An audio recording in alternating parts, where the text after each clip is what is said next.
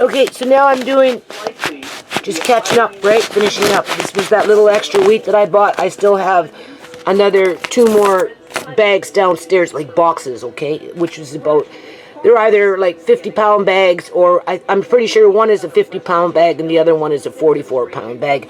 And this one's a 50-pound bag. And this is spelt, or sorry, this is red rife wheat. I don't know why I read spelt. Hold on a minute. Red rife. My eyes are playing games on me. I thought I read spelt. Okay. Anyway, I'm going to be putting this into paper bags and then vacuum sealing like I do. Because if you're putting it away long storage term, and this is what this is for the most part, right? Hold on a minute. You want to be able to cut down on pests, right? And discourage rodents. I don't have a rodent problem in this house, but the more you leave things where they can smell shit, whether it's bug or whatever, the more apt it's going to try and seek it out. So that's the purpose of either jarring it. People put them in Mylar bags. I myself personally don't like Mylar bags. I just don't. I don't like the metal that's connected to them. For long-term food storage, I would prefer either glass, paper, and then vacuum sealing in plastic. I put the paper as an insulate away from the plastic, and I vacuum seal to just kind of bring it to that dormant state. Then I box it, and then I put it away, right? And then you take out a pouch at a time as you need it, okay? So nobody can't say, people, that I'm not trying to, look after my family. Okay, so what we got here is 65 pounds of organic whole green peas, sproutable if you want them, sproutable, sorry, wandering eye. And then we've got 25 pounds of this organic buckwheat, right? These are just topping off. I got extra peas because of Amari, right? Because I'm going to build in something where I'm either going to sprout them, I'm either going to cook them, I'm either going to grind them up and use the pea itself in a powdered sense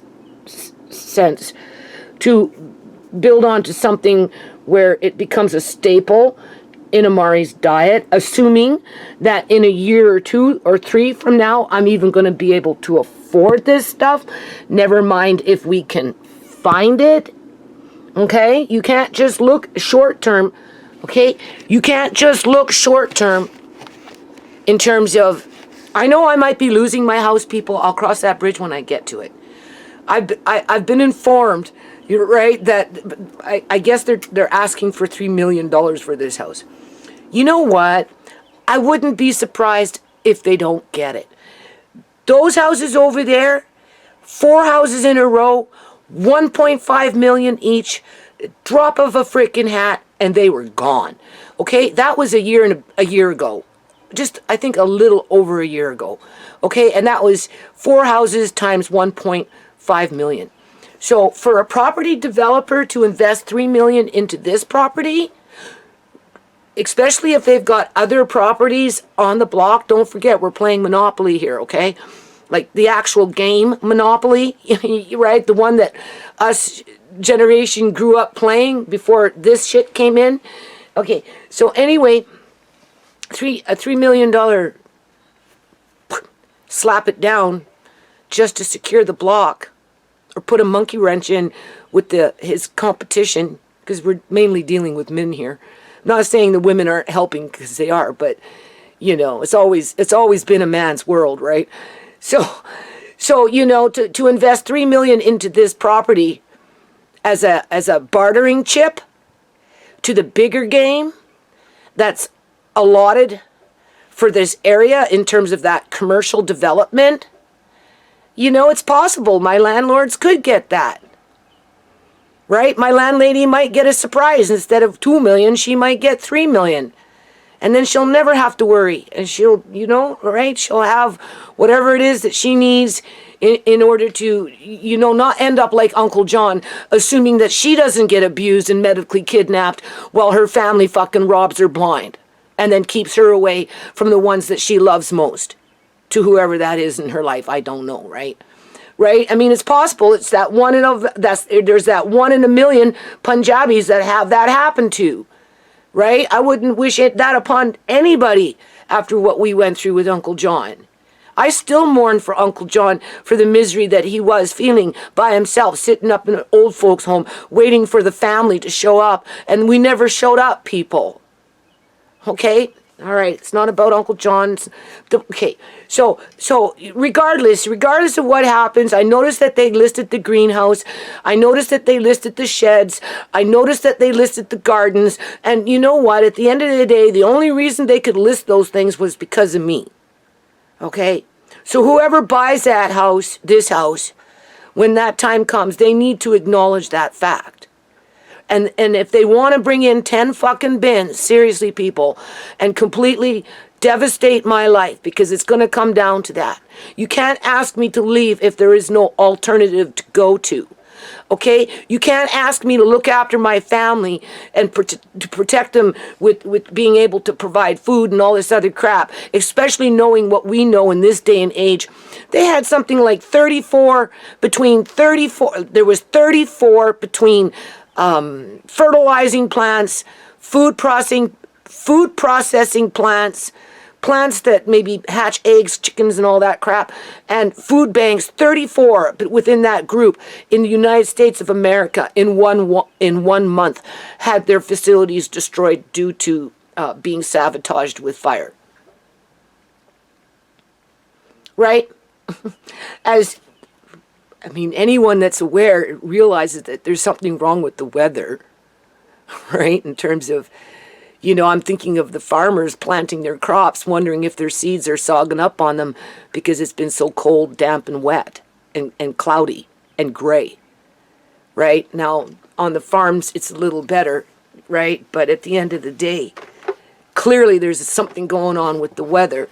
So, it's already been predicted between lack of fertilizer, the cost of diesel, can't get repair parts for heavy equipment when it comes to tractors and that kind of crap, sabotage, this and sabotage that, and just so many factors that's slowly but surely decimating the food supply chain to the point where only the ultra rich are going to be able to have what they want at their disposal. Does that mean my landlady is going to be ultra rich after she sells this house? No, probably not. But she'll be in a much better position to feed her family, alive or dead, versus me, right? But I made an effort, people, right? And I don't know. I just want to document that I gave it my best in terms of, there's this big storm coming. The best thing I can do is make sure I have what I need when it comes to feeding my family short and long term over that period of struggle. Ensure that the rent gets paid, right? To which I've been doing since I've lived here, right? Continue, just like I said, this year, as a matter of fact, it's dismal, it's raining, it's really pissy out there right now. But I'm so much under pressure to always have to jump through these freaking hoops, because if I don't, I can't get up that fucking mountain. I can't be an equal to anybody that, it doesn't matter who it is, that's lording over me, right? And, I've got that whip on my back where if I don't go outside today and do a little of this and do a little of that, it could be, right? And I'll be the chicken running around in the yard with no head on. And the big bins will come, 10 of them, at least. Right? The kids will go someplace else, and I'll be running around out in the streets like Sierra. Because somebody wants to move in and use my greenhouse in a haunted house with 3 dead people roaming around it. Okay? Are they going to be willing to feed Matilda? This house comes with Matilda. She's an icon, right? Right? What are they going to do when the raccoons show up? Matilda scared off a raccoon last night. It must have been a male. It was a big one. Right? She was growling and fighting with him out here on the porch. She keeps the other raccoons out of the yard. She's my dog. She keeps the other dogs out of my yard. Because this is her home. She made this her home a long time ago. They estimate that city raccoons only live for about 3 years. Not Matilda. My God, that raccoon's got probably, I don't know, 7, 8 years old already. Okay, she's getting old, right? Last year we could see she was tired with her belly giving birth because that's how old she is. Every year, like clockwork. So are they going to be willing to feed Matilda? Are they going to continue to feed the hummingbird that lives in that tree over there for the last 12 years? Oh, I know, they'll like the hummingbird, but they won't like the raccoon people, let's face it. Okay? You know. So I'm trying not to, I don't know, I'm scared, people. I hate living with fear like this, okay? You know, I'm scared that if I don't go out in the fucking rain today, I'm going to show you. I'm going to take you to the front and I'm going to show you. I can show you right here. There's rain on the clothesline. I'm nuts for thinking about going outside just because my landlords are selling the house and I got to make sure that the new owner doesn't get disgusted with me because I haven't been out in the yard and made it perfect yet. Perfect.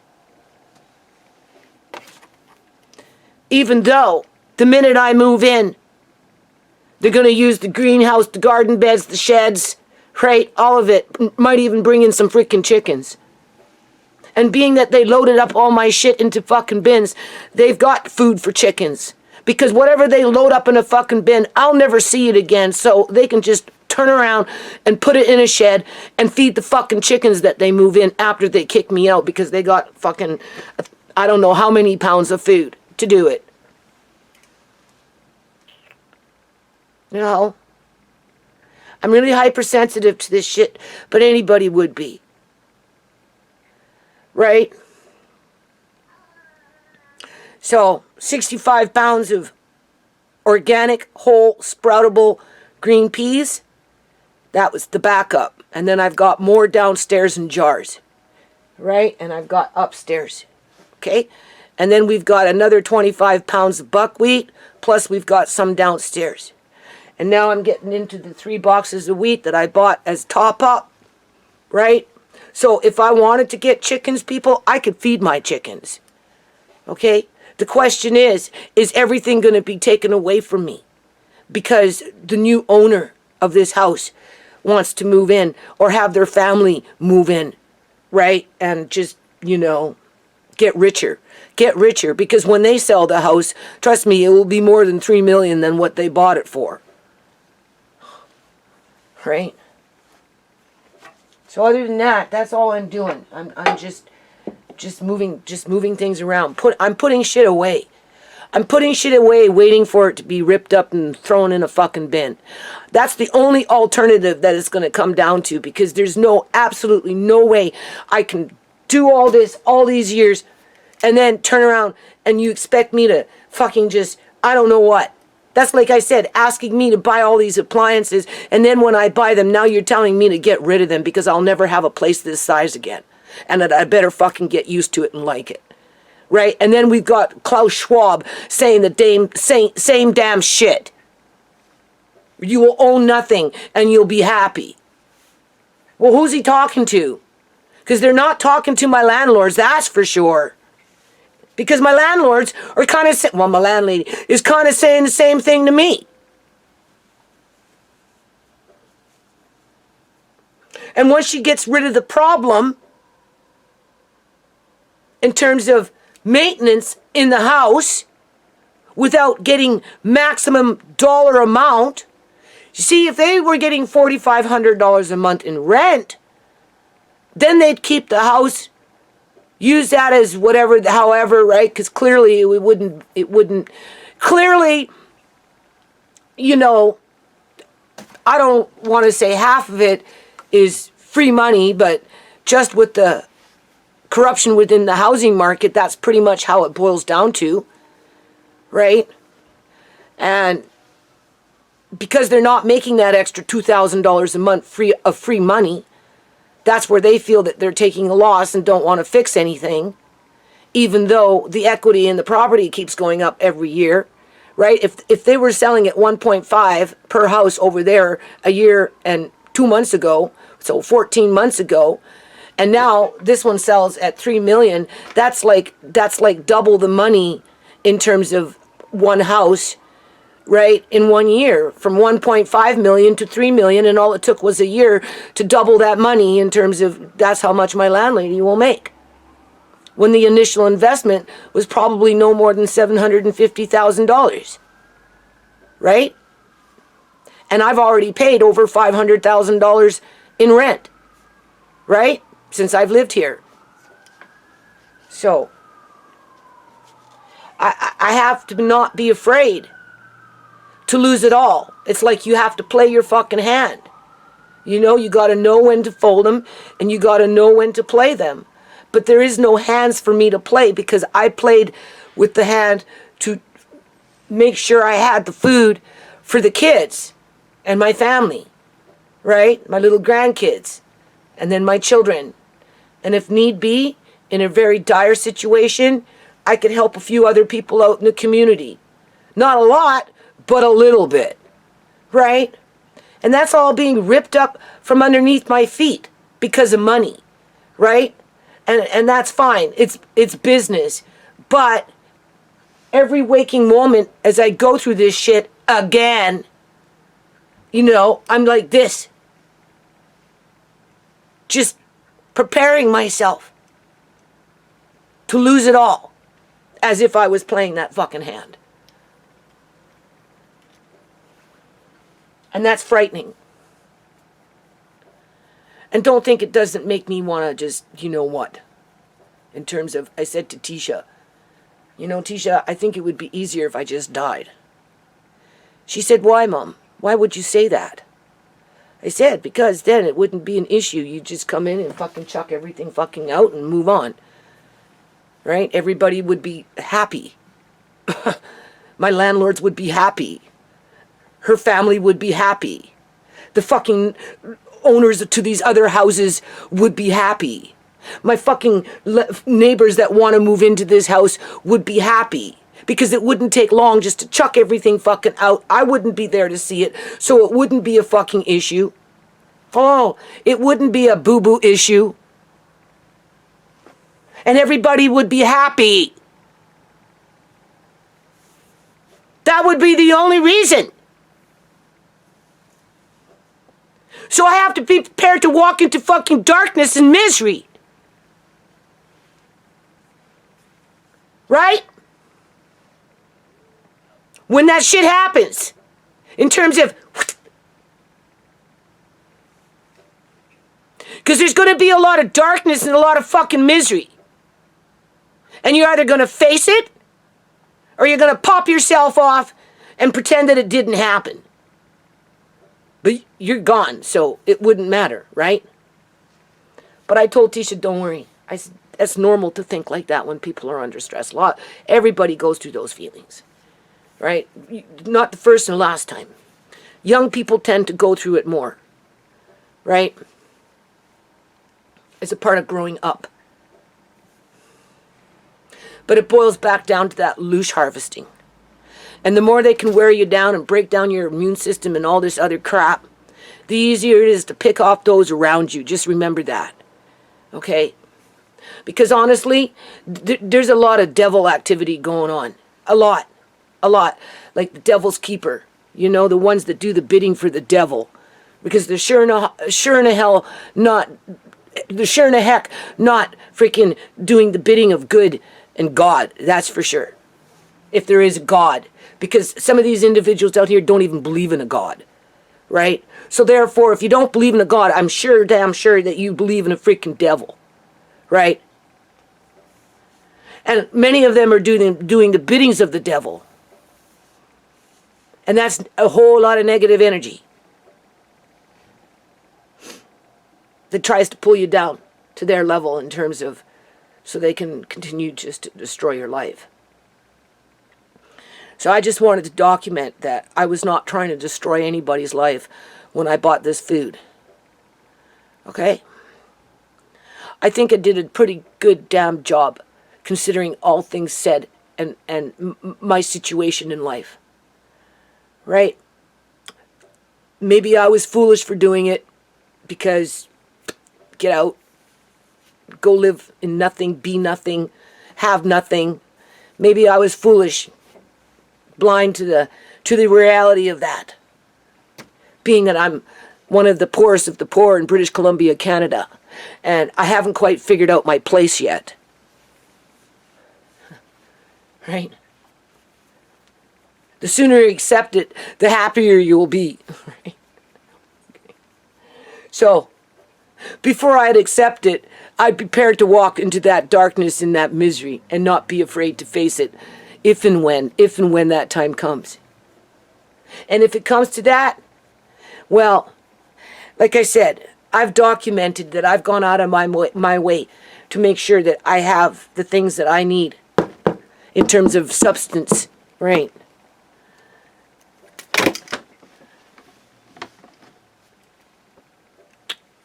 So that I can maybe do something else next year after I'm done working in the yard this year.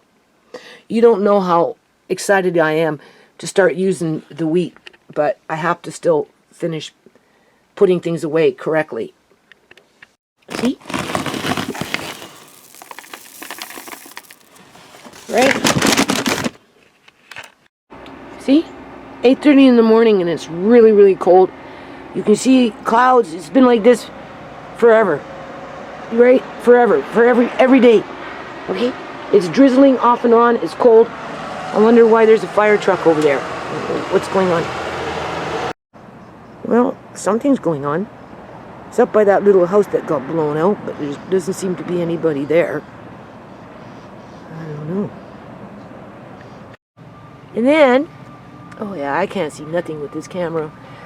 You can see what happens is all these little purple flowers, anything that flowers bloom, what I noticed is flowers bloom in unison with their colors.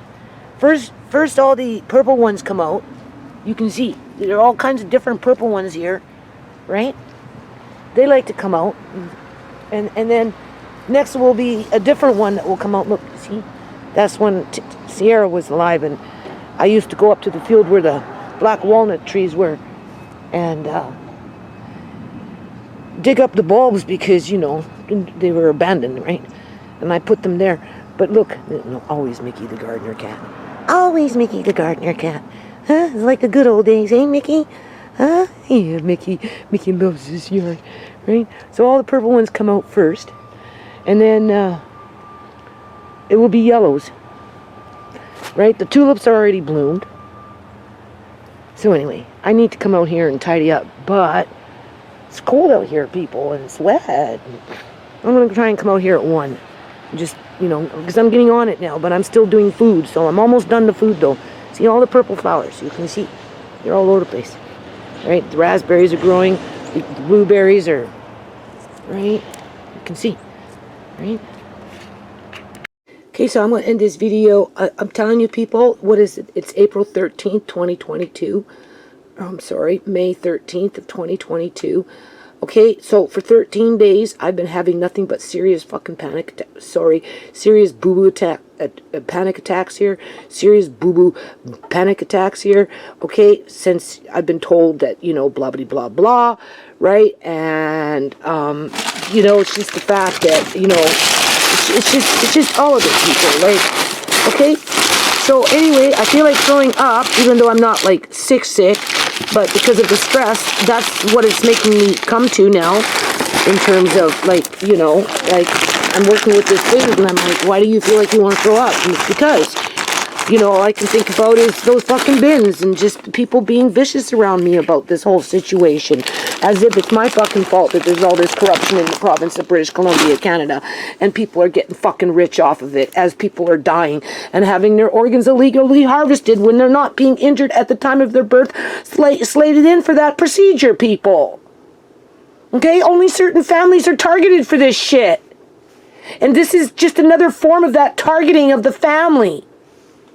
Right? So the wealthier get wealthier, and they can afford to buy fucking organs because they flip their fucking houses and make $1 million fucking profit. So what if they spend $500,000 for a fucking heart? or a kidney, or a liver, or eyeballs, or whatever they fucking buy. Oh, whatever they boo-boo buy. Like, seriously. They're not the ones being harvested. They're the ones who do the harvesting. Just like they harvest these houses. Make us live in fucking squalor.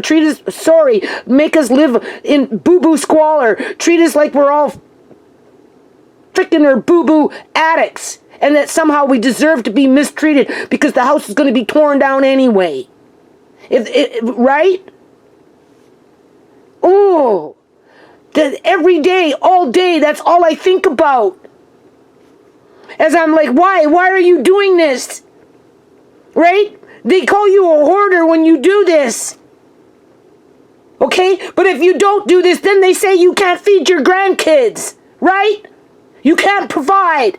That's what I mean. You're always climbing up that freaking mountain and you can't get to the top because you're never freaking qualified to meet any expectations that they place on you as they're plotting and scheming behind your bloody back how they can snag another one.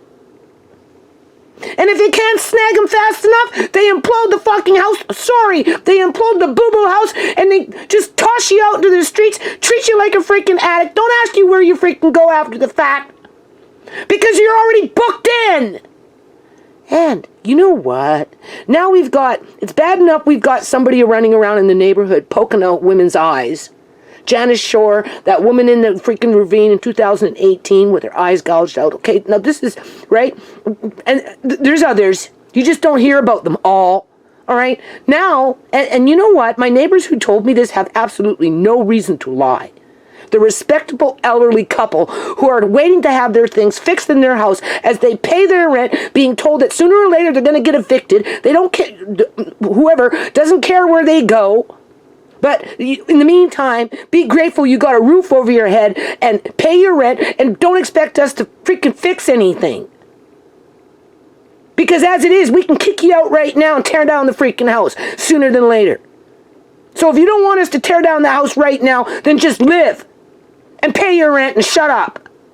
And it's from house to house to house to house to house, block to block to block, district to district, all across the province.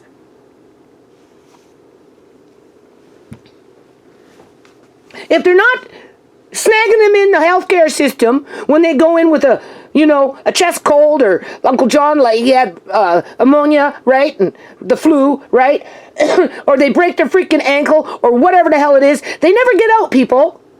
If the ones working in the hospital think that they can snag up on those old people that own houses, they never, ever get released.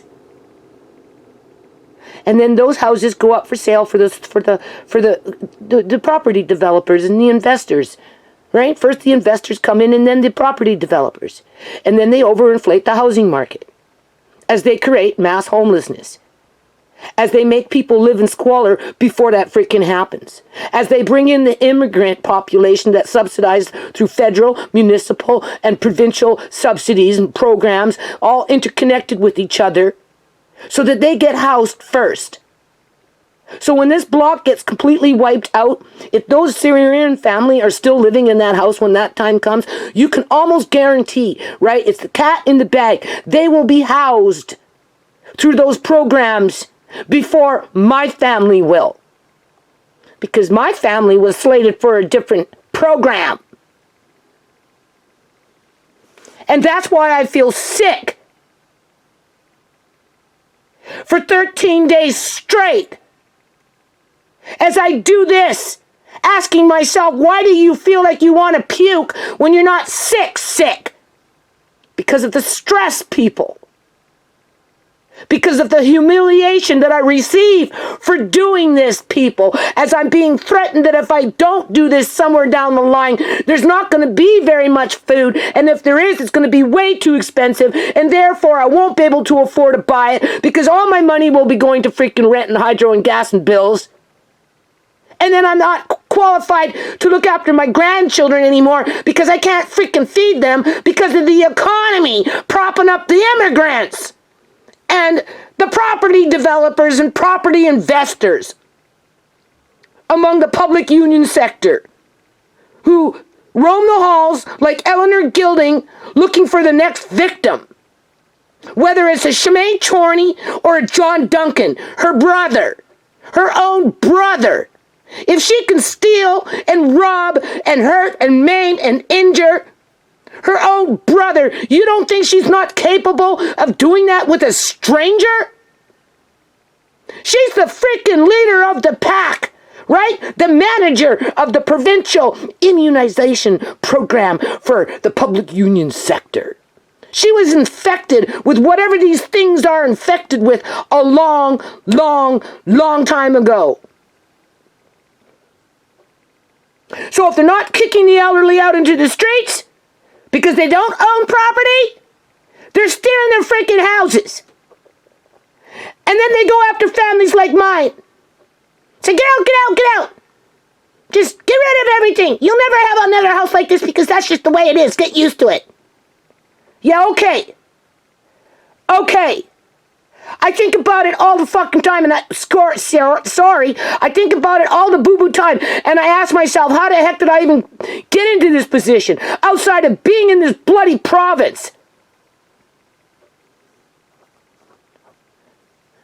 Anyway, my son will carry this box down. That's 50 pounds of red. It's not rife. I don't know why I keep reading it as rife. It's called fife. Red fife wheat. I've done this once before, but only because of what's been going on. And you can almost guarantee there's going to be issues within 6 months to a year from now with even less affordable food.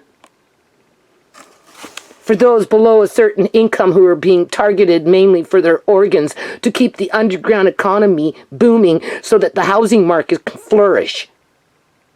Okay, and the government can skew the numbers in terms of the numbers of death in this province by replacing them with a different class of people that don't speak English and suck up on all the resources.